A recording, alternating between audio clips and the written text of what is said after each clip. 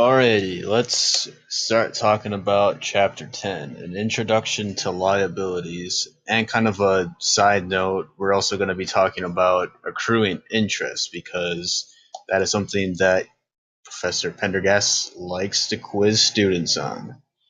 Alright, so this first problem, again, pause the video, try and do the problem on your own. Ticket Scalpers Inc. sells season tickets to Warhawk football games for $100 each. There are 10 home games each season. Over the summer, Ticket Scalpers collected fees from customers for 1,500 season tickets for the 2018 football season.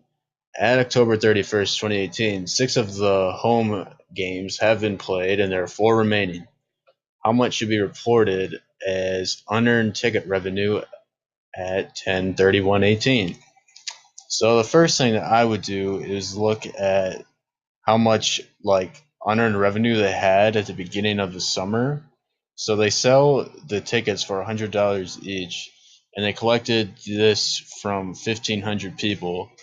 So 1,500 times 100 each, and you should get 150000. Put a comma there. So this is how much unearned revenue that they had at the beginning of the summer before any games were played. Now remember, unearned revenue is a liability because we owe the person that we collected money from a service. And also kind of brings into the point that liabilities, we don't always owe cash. Sometimes we owe like a service or like a piece of equipment or something. So at the beginning of the summer, we would actually, I want you guys to try and record what we would, record. All right, so I'll give you a second to do that. All right, so at the beginning of the summer, we would increase our liabilities by 150,000, and it would be unearned revenue. And then just because it has the word revenue in it does not mean that it's a revenue. Remember, it's unearned revenue, so it is a liability. And we're getting cash still, so we're also going to increase $150,000 in cash. But of course, this is besides the point and not what the question wants to know. So the question wants to know how much you reported as unearned revenue at 10/31/18. So at this point in the season, 6 of the 10 home games have been played, and then there's 4 games remaining. So these 4 games, that's how much. So we've earned revenue from 6 of the games, and there's 4 games left that we still have to earn revenue from. So the easiest way I would do this would just take how much total unearned revenue we have and multiply that by how much we have left. So the 4 is how many games we still have left to earn revenue from, and the 10 is the total amount of games. So once we do this, we get 60,000. So once they to record the transaction to actually record the revenue, well, first off, I want you guys to try and do it. So we'll do it over here. Oh, this should be equal sign.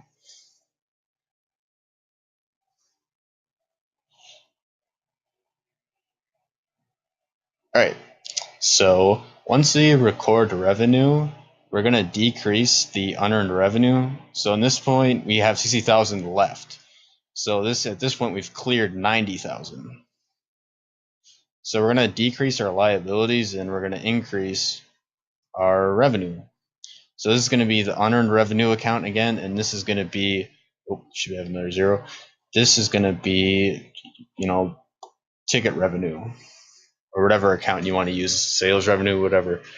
And yep. So then once the other 4 games have been played, again, we just clear the rest of the 60,000 unearned ticket revenue, and then we'll end up having the cash and the revenue as well. We just have to wait until they actually play the games, and then we can actually say we performed the service of having the customers use their tickets.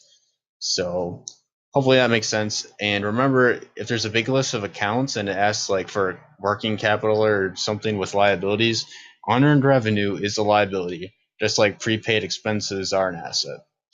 All right, so this is kind of a sales tax problem. You buy a pair of socks from the local clothing store. The socks cost $10. The sales tax is 10%. What would the local clothing store record? So again, I want you guys to try and do it.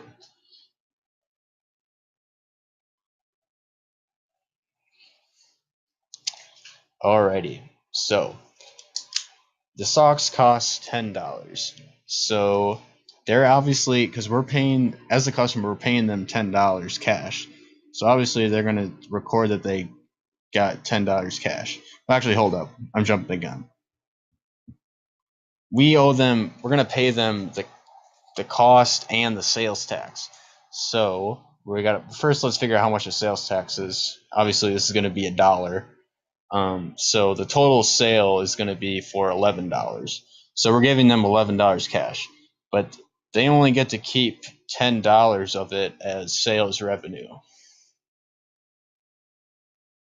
Why? Well, that the other dollar is going to be sales tax payable. Because they're getting $1 right now, but they're gonna owe that dollar to the government at some point. So the clothing store would record it as a liability because they're gonna have to pay that dollar, even though they just got $1. And then they'll still record the rest of it as sales revenue because it's money that they earn from selling the socks.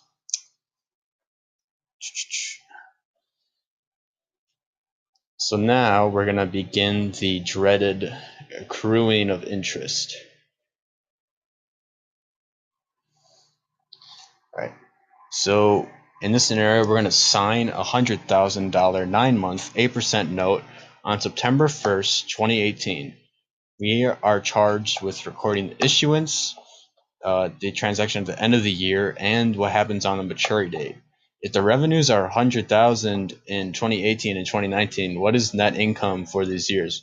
So this is kind of like a multi-part problem. So let's start by just labeling. So this is going to be, we're going to show here what we're going to do at the issuance.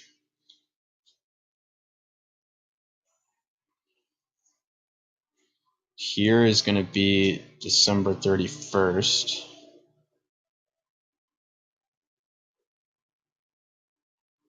And then we'll probably run out of time, and so we'll put the other parts on another video, and hopefully it can write small enough to put it in here. Okay, so the first thing let's look at is that this $100,000 is going to be our face value. So this is how much cash that we're receiving at just the issuance date. So obviously we're going to increase our assets. But this note is saying that we're going to owe this company that's issuing this note, we're going to owe them this money back. So we're going to increase the liability because it's an obligation to give up an asset. So this is going to be notes payable. And this is just going to be cash. So it's pretty simple. We're just getting cash and we're recognizing that, hey, we're going to have to pay this company back later. So now at December 31st is the dreaded part. Now we have to accrue the interest. So key thing to note is this 8%. This is something called an annual rate.